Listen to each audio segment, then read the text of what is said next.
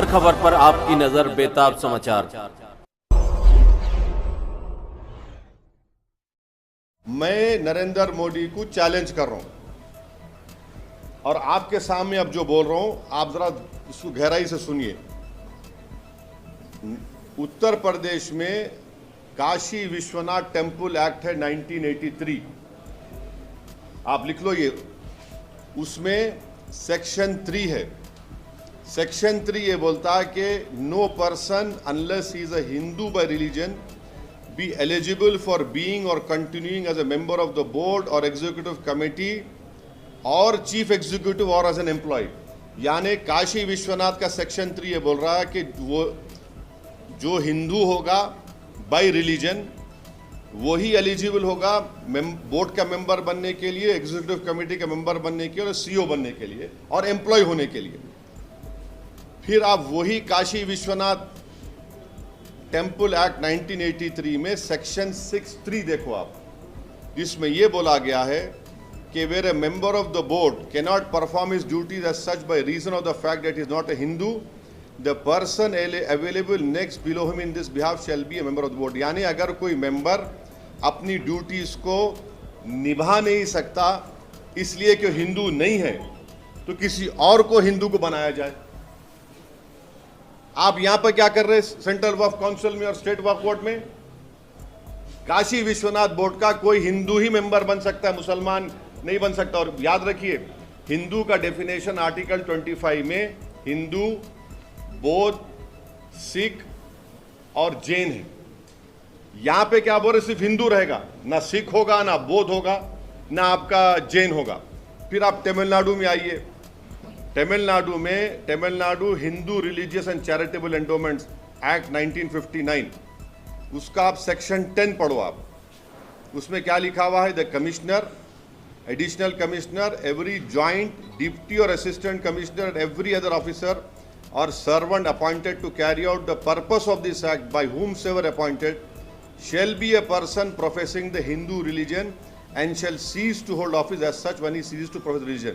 यानी कमिश्नर, तमिलनाडु में commissioner endowment board का, ज्वाइंट डिप्टी और असिस्टेंट कमिश्नर, कोई भी ऑफिसर और उनका एम्प्लॉय जो इस एक्ट में अपॉइंट होगा उसको हिंदू रिलीजन का होना चाहिए, और अगर वो हिंदू रिलीजन का नहीं है तो ऑफिस में नहीं रहेगा। कौन सा सेक्शन है Tamil Nadu religious charitable endowment? Section 10।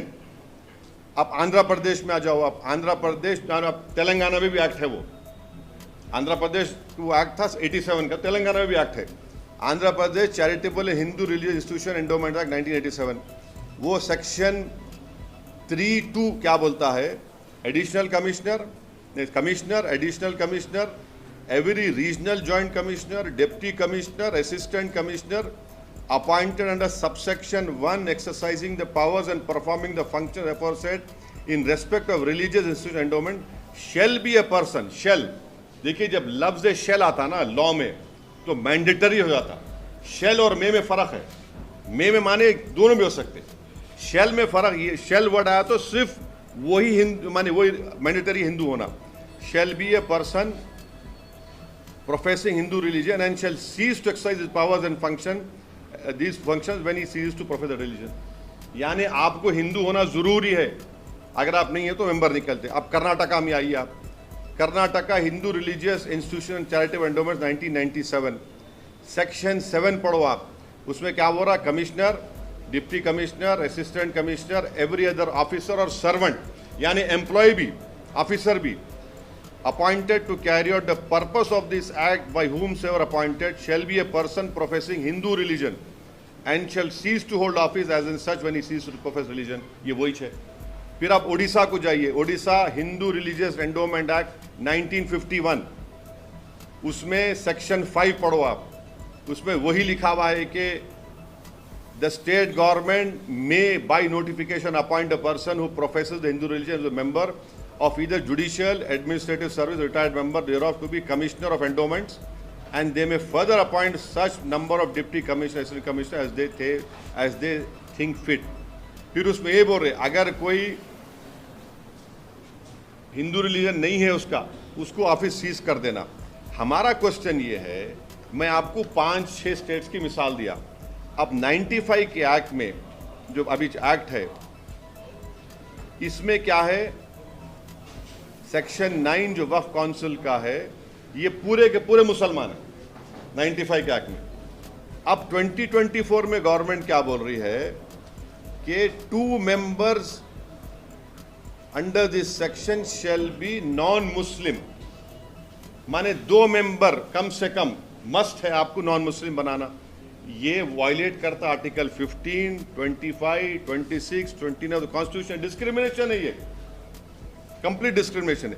अब आप आ जाइए स्टेट वक्फ बोर्ड पे, 90 जो स्टेट वक्फ बोर्ड सेक्शन 14 है 1995, जिसमें पूरे मेंबर मुस्लिम हो सकते, पूरे मेंबर मुस्लिम होते। अभी अब इन्होंने क्या कर दिए, यहां पर क्या कर दिए, खाली 4 कर दिया स्टेट वक्फ बोर्ड में। हमारा बोलना यह है कि भाई साहब, जब काशी विश्वनाथ के एक्ट में, हाँ, फिर आपके तमिलनाडु के Hindu religious charitable endowments act 59 में, आंध्र प्रदेश के charitable Hindu institution endowment act 1987, Karnataka के Hindu religious institution charitable endowment 1997, Odisha के 1951 एक्ट में, इन सब में बोला जा रहा है कि commissioner, assistant commissioner, CO, employee तक हिंदू होना। आप क्यों हमारे पीछे पड़े हुए वक्फ बोर्ड के? अब ये बताओ आप, ये नाइंसाफी नहीं है तो क्या है?